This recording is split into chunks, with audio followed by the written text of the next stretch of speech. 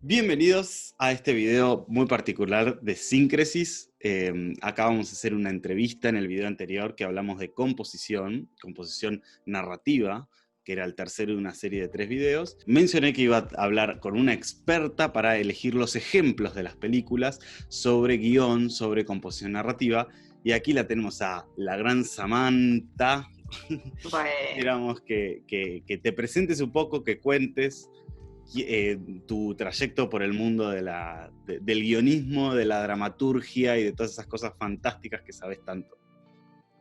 Bueno, hay una gran expectativa, pero bueno, mi camino de aprendizaje de la escritura empezó con el cine. Si bien siempre escribí igual, digamos, como una prosa más así como autodidacta, cuando empecé a formarme profesionalmente empecé por el cine, con dirección, guión.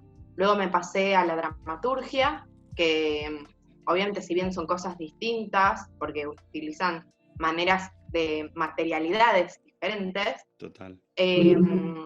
pude como terminar de armar mi propio esquema de herramientas para escribir y entender las películas y las referencias artísticas que tenía de otra manera. Y entendí qué cosas del guión no me eran tan útiles para encontrar una propia escritura, y a su vez qué cosas del teatro me eran muy formales para tratar de innovar en el lenguaje teatral. Así que bueno, un poco estudiando ambos, me pude dar cuenta qué cosas me servían y crear lo que yo diría como un método propio y cosas que tienen ambos en común y cosas que no, pero también que te ayudan a salir del lugar común y de así se escribe bien y decir así quiero escribir yo, que creo que es muy importante para cualquier autor. Estamos como contaminados de los manuales de guión, por lo menos en cine, ¿no? Hay como exceso de maquis por ahí.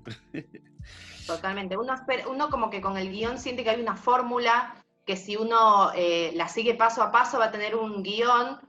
Y si bien es así, luego también descubre que es un guión que se parece a muchas otras cosas que no tienen que ver capaz con una exploración personal, ¿no? Con un lenguaje propio.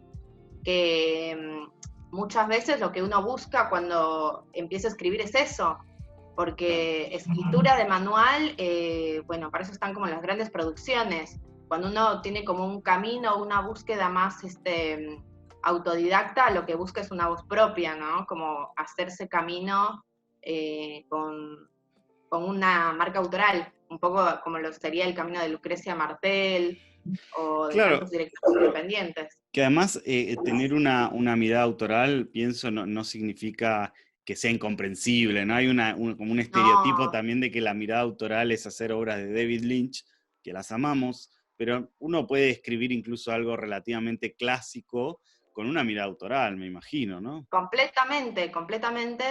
Y bueno, habíamos elegido 3 pelis para hablar como de estos temas.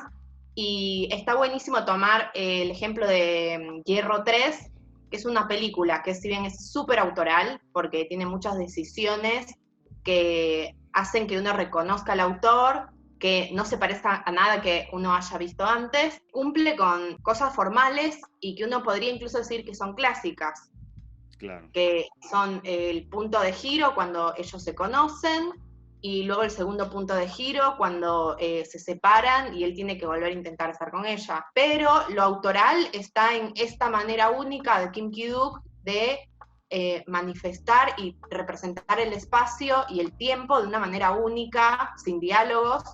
En general, si uno empieza como a analizar las películas desde este lugar de cómo uno siente el espacio y el tiempo, se da cuenta que el diálogo ancla el tiempo a una cosa muy real. Kim Ki-duk logra manifestar una sensación de espacio y tiempo diferente a la que uno siente en la realidad y siente en la mayoría de películas. Totalmente. Y lo logra quitando el diálogo y dándole una mayor como tiempo de percepción a las miradas, a los espacios. Son re importantes las miradas. En general sus personajes también como no hablan, expresan a través como de acciones, como la de el palo de golf y la Sí. pelotita. Es como una manera de hablar de él, y uno se queda entendiendo ese lenguaje con el tiempo, porque si no tenemos tiempo para percibirlo, no sucede eso. Y ahí es, perdón, ¿no? Un poco esa marca de autor, ¿no? Que decís. Y yo creo que hay algo de Kinky Doo, que en paz descanse, que murió de COVID hace unos días, unas semanas, que tenía una construcción del contexto de los personajes, ¿no? Súper interesante. Esto que decís del espacio y del tiempo, hay como, bajo mi percepción, ¿no? Hay como una línea de cine donde el espacio es un reflejo de los personajes y Kim Ki-duk logra como invertir, ¿no? Un poco decir, bueno, los personajes estos son un reflejo de ese contexto, de esa espacialidad, de esos lugares, de esos tiempos, ¿no? Hay algo muy interesante entre el juego de personajes y contexto y con esa estructura que él construye, ¿no? Un poco esta cuestión de la estructura narrativa que estábamos diciendo. Sí, es interesante, yo creo que con esta estructura narrativa en la que suceden dos acontecimientos importantes, que son lo que genera que uno sienta que la película avanza, que pasan cosas, que siempre como la crítica más común es como no pasa nada, una peli aburrida es que no pasa nada. En esta peli, a pesar de pasar cosas muy sutiles, uno tiene la sensación de que pasan cosas porque conoce a la chica, o sea, hay acontecimientos importantes además, digamos, y pasan de una manera en la que es tan sutil, tan lenta, que tal vez para bueno, una cierta parte de espectadores dirían como no pasa nada, pero ¿por qué también? Por el ritmo, porque un espectador de cine más mainstream está acostumbrado a que pasen cosas de manera contundente, a un ritmo vertiginoso, ¿no? También, ¿a qué voy? En la prosa, cuando uno escribe un guión, trata de manifestar la duración que quiere que tengan los planos. Y eso requiere una prosa que dé cuenta de que un personaje se toma tanto tiempo en recorrer un espacio, y no solamente en entrar a un espacio y que el espectador entienda que es una cocina, ¿no? O sea, no solamente que esté el espacio como una función, entender, sino como una función percibir. Y luego ahí sí entra lo que a cada uno nos genera, y tratamos de expresar cuando vemos esa película y uno dice, el personaje es uno con el espacio, o el personaje es un extraño en ese espacio. Pero para mí tiene que ver con la manera en el que el espacio y el tiempo se representan en el plano, en una duración y en un tamaño, ¿no? Porque un poco el espacio es la realidad, pero nosotros percibimos el espacio de la cámara, que es este fragmento del espacio, y uno puede percibir el espacio a través de pequeños fragmentos que sean vertiginosos, que creen un ritmo acelerado, o puede percibir el espacio en un gran plano abierto que dure 1 minuto. Y esto, a ver, esta diferencia entre el mismo espacio presentado en muchos planos pequeños, vertiginosos, o un solo plano general que dure 2 minutos, está en la prosa, está en cómo escribo. No, sí, sí, claro, como el guión, o sea, como el guionista tiene que lograr representar espacio y tiempo a través de la escritura, ¿no? Es como indicar o sugerir, creo que es una buena palabra, ¿no? Para pensar lo que hace el guionista a la hora de escribir, ¿no? Más que decir qué pasa, es sugerir espacialidades, sugerir tiempo, sugerir personajes, actitudes. Creo que eso es como un nivel ya superior del guión, de la Totalmente, base de sí, escribir base, como no, pasa esto, después esto, a lograr sugerir eso en la historia. totalmente. Y bueno, hablando de esto un poco de la estructura, ¿no? Tenemos esta marca autoral que tiene que ver con la composición narrativa, desde como lo plástico y lo poético, lo autoral, pero luego vemos la parte formal y lo que hace que el espectador mantenga la atención, y que es una manera de organizar los acontecimientos, ¿Y qué es esto? Un fragmento de presentación de los personajes, un acontecimiento que hace que uno diga como, la siempre pregunta de, ¿qué va a pasar acá? Que siga avanzando, que uno diga como, bueno, resolvió esta manera, y luego, claro, y luego el segundo punto de giro. Y lo que es maravilloso de la película es que tiene eso. Para mí, a pesar de ser una película muy autoral, tiene una estructura clásica. Totalmente. Y de hecho, la estructura clásica está en más cosas de las que creemos, ¿no? Incluso Completamente. esto que decís me hace pensar, muchas películas clásicas, o ni siquiera, perdón, muchas películas hollywoodenses, de mainstream, de hecho ni siquiera usan bien la estructura clásica y las películas como estas, como la trilogía Before, de Linklater, esas películas que uno dice, bueno, es una cosa amorfa de tiempo que va pasando, incluso las películas de Martel, manejan como muy bien la estructura clásica, eligen dónde poner las Totalmente. cosas. Es un nivel muy sofisticado de esa manera de contar que estamos acostumbrados como seres humanos que escuchamos historias desde que nacemos, y que también es como apostar a que uno está usando un lenguaje narrativo complejo, pero está contando algo sencillo. Claro. ¿No? Como a una forma compleja, un lenguaje sencillo, o viceversa. A un lenguaje sencillo, una forma compleja. Así que sí, o sea, está bueno poder diferenciar lo que es la estructura del lenguaje y la composición narrativa audiovisual de una peli, porque muchas veces algo puede ser muy clásico y convencional en su estructura, pero estar contado de una manera tan sofisticada, tan nueva, que eso hace que sea innovador. Totalmente, sí, sí. Es muy interesante poder manejar esa maestría en esto, en poner elementos conocidos y mostrarlos de otra manera. Y creo que Exacto. Inquietud podía ser una manera interesante, ¿no? En Hierro 3, como vos decís, hay algo del elegir no usar diálogos, elegir construir tensión dramática desde las acciones dramáticas puras, porque también estamos, esto que decías hace un rato, que películas donde no pasa nada, también es porque determinado espectador está muy acostumbrado a que la acción que guía la historia sea la acción del diálogo, ¿no? La acción dramática del diálogo. Totalmente. Es una de las posibles acciones dramáticas que tiene igual nivel de intensidad que otras. Totalmente. También para mí está asociado el no pasa nada con la necesidad de un conflicto súper claro, en general externo.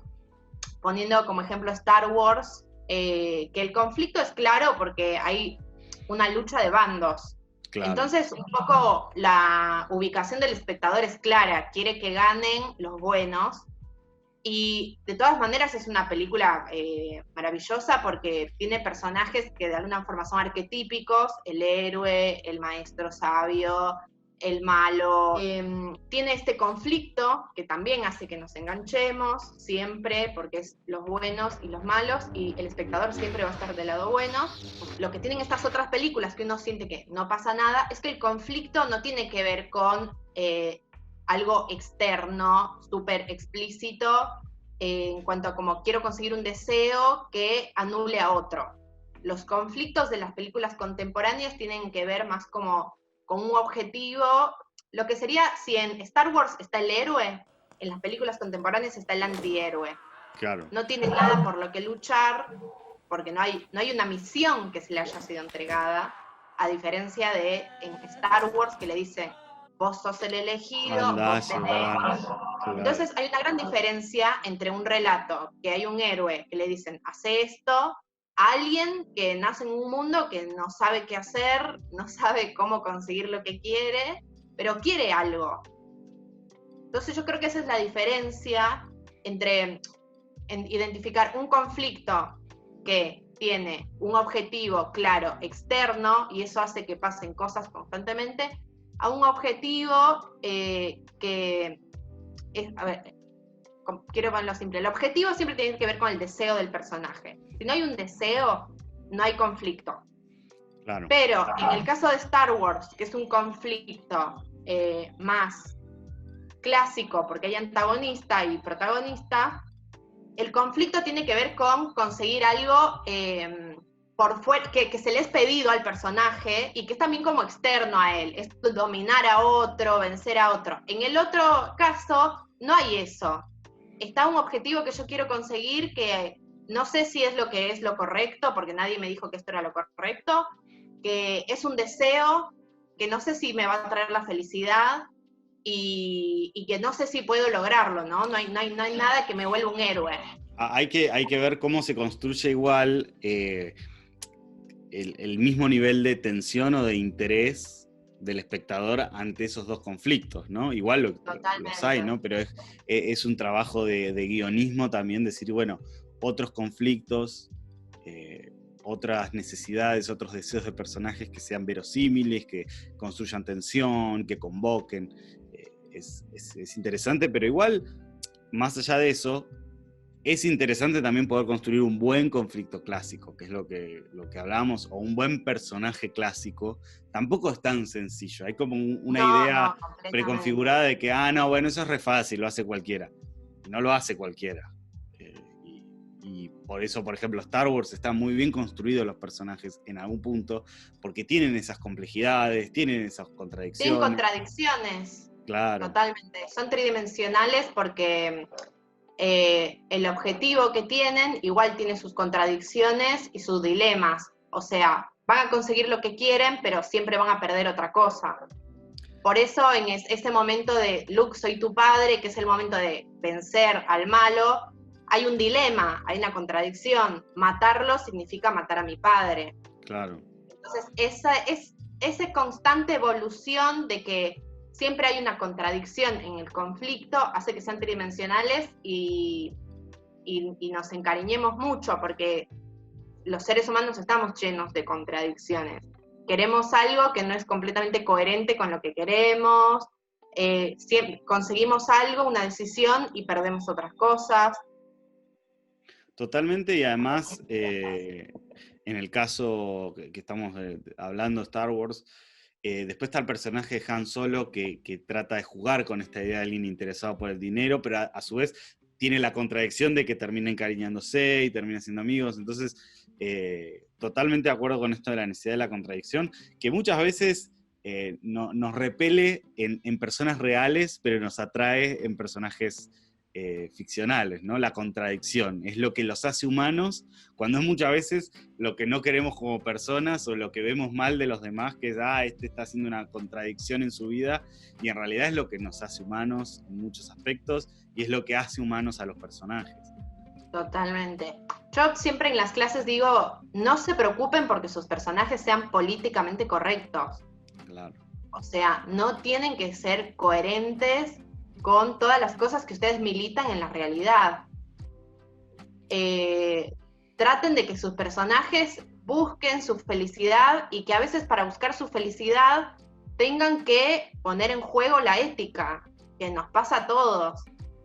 Claro. Porque si no es como que no estamos en realidad yo creo que cuando uno también en la vida real rechaza esas contradicciones es porque no está del todo siendo sincero. Yo creo que hay que aceptarlas para poder verlas y decir, bueno, sí, como acepto esto que trae igual siempre un poco de sombra, ¿no? O me perjudica de esta manera. Creo que es como re importante eso, como que estamos en una época que a veces uno prioriza mucho lo políticamente correcto y se olvida de lo que subyace, que es lo humano, lo contradictorio, lo dual, el día y la noche. Igual es muy binario, pero es parte de la vida. En todo hay dos lados de la misma cosa. Nadie es completamente bueno todo el tiempo. Hay más de dos lados. Sí.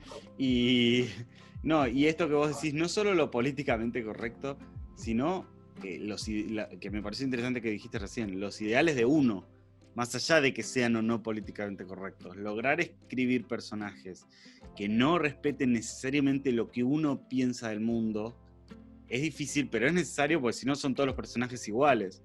Incluso si uno quiere puede hacer que el protagonista tenga la visión que uno tiene del mundo, pero igual tiene que haber un antagonista, tiene que haber personajes secundarios, a menos que sea una historia de 2 personajes en una habitación, que están buenísimas.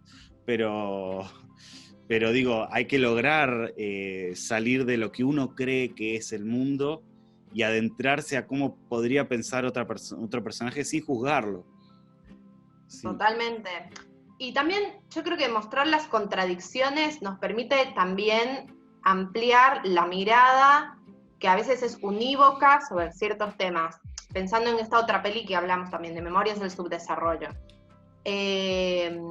La Revolución Cubana fue obviamente tomada y celebrada como algo que reivindicaba los derechos y la soberanía de todos los países sudamericanos, pero a su vez visto desde la visión de este hombre de clase media, que es más un romántico que un revolucionario.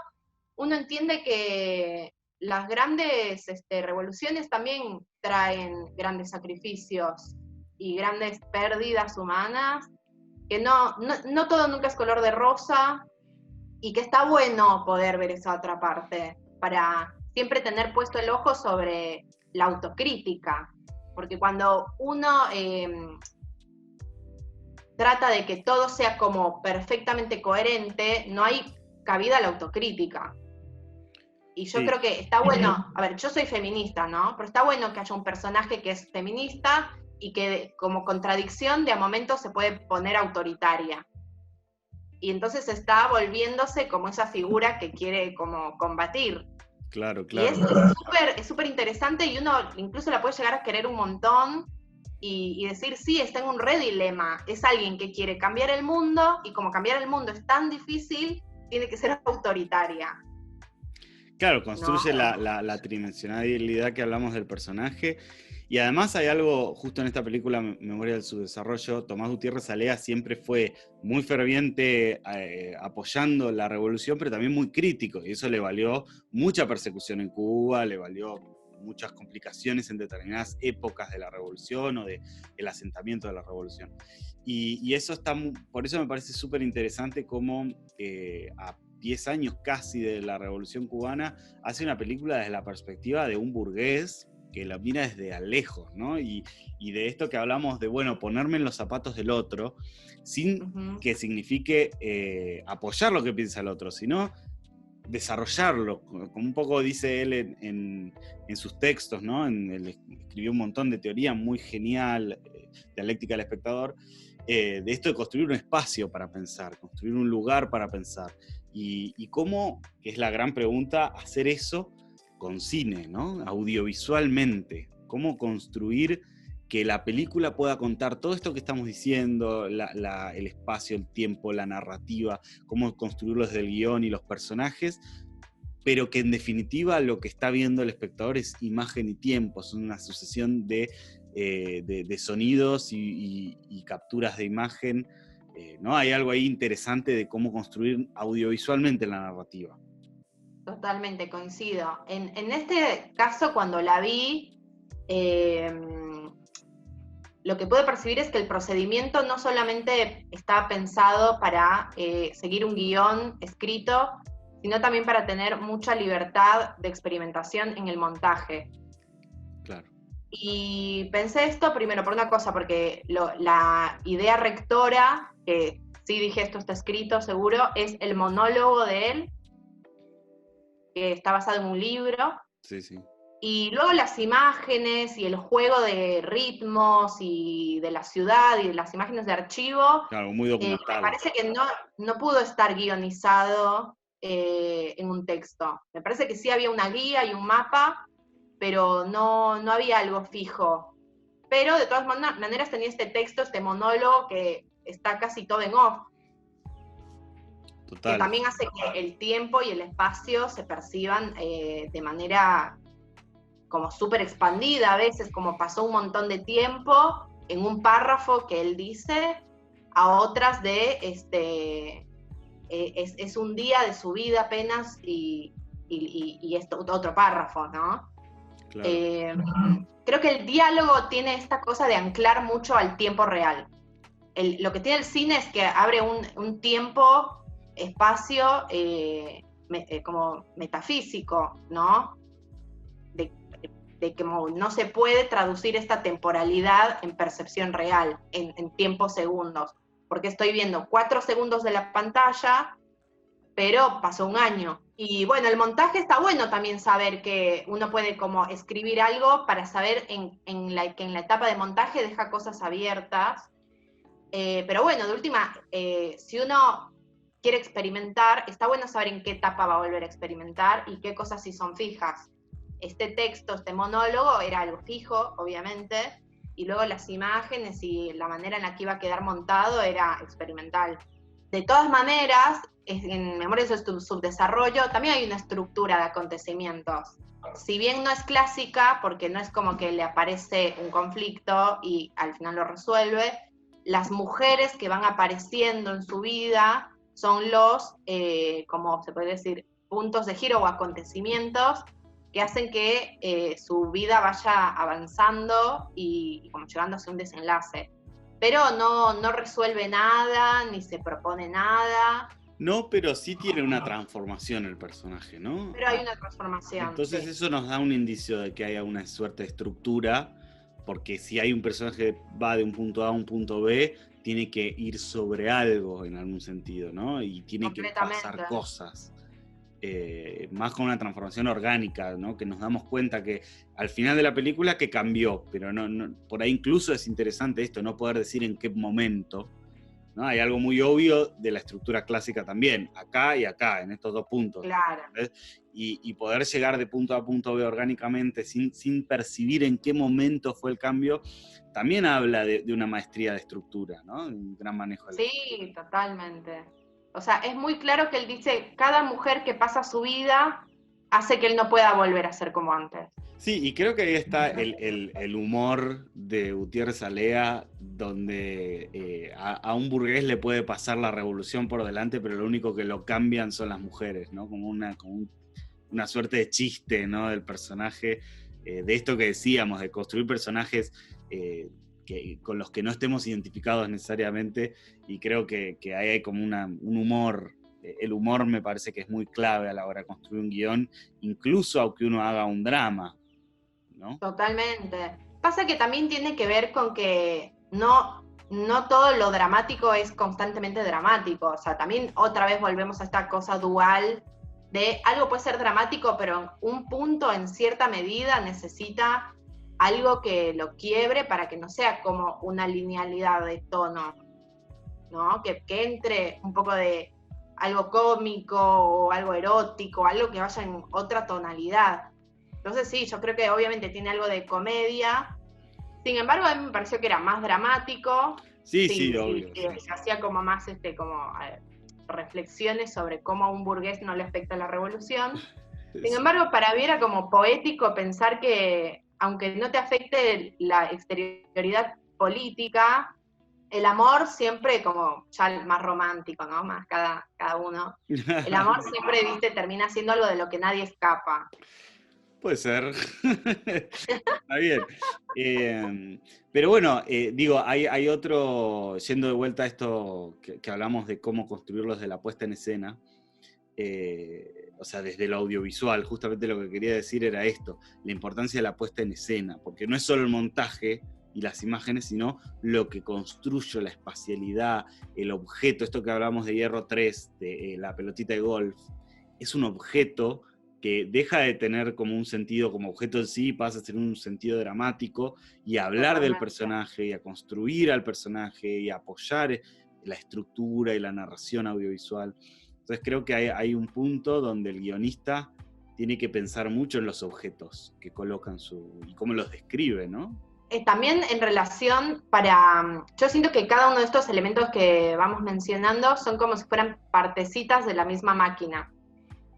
Y según la visión autoral que tengas sobre tu historia, sobre los relatos, sobre lo que es el cine, cada una de estas partes va a tener un tamaño o una importancia más grande que otra. Entonces tenemos como esta piecita que sería el diálogo o la oralidad, y en Kim Ki-duk ocupa un espacio así, y tenemos los objetos y los espacios que son mucho más importantes y más grandes, y todo se pone en movimiento, todo encaja lo uno con lo otro, y empieza a moverse y funcionar, pero no es independiente de lo otro tampoco.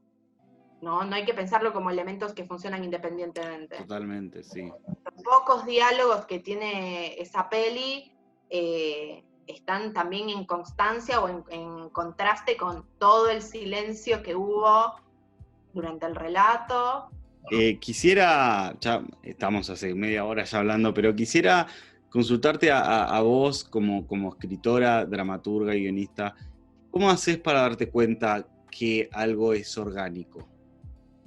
¿En qué parte del momento es antes, durante, en una relectura? ¿Tenés alguna estrategia o algo para darte cuenta que eso que está pasando es orgánico, es verosímil, va Creo que la o... relectura es súper importante. Ahí me doy cuenta de muchas cosas que no me daba cuenta mientras escribía en el furor de volcar la primera idea que tenía.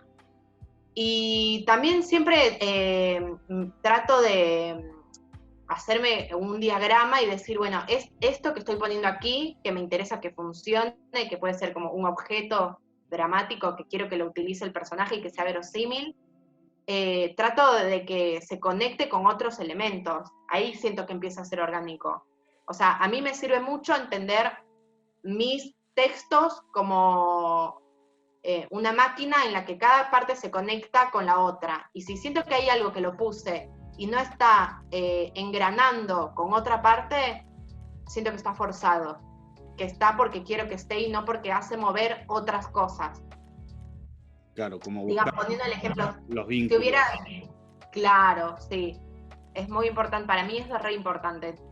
Si hubiera yo en un relato mío puesto la pelota de golf y el palo de golf, y lo usa como un capricho y no le da ningún tipo de uso para un momento, para cambiar un momento o para enfatizar algo que le pasa, y solo lo usa, diría como, esto está quedando forzado, no tiene una razón de ser.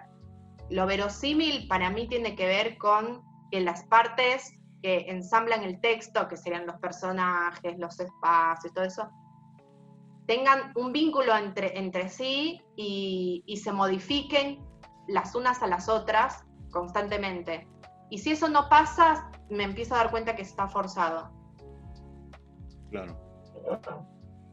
Está bueno, ¿no? Está muy bueno. Me parece que es una gran herramienta y una gran premisa buscar en el guión que uno está escribiendo, y incluso en la película que uno está viendo, si funciona como espectador, ¿no?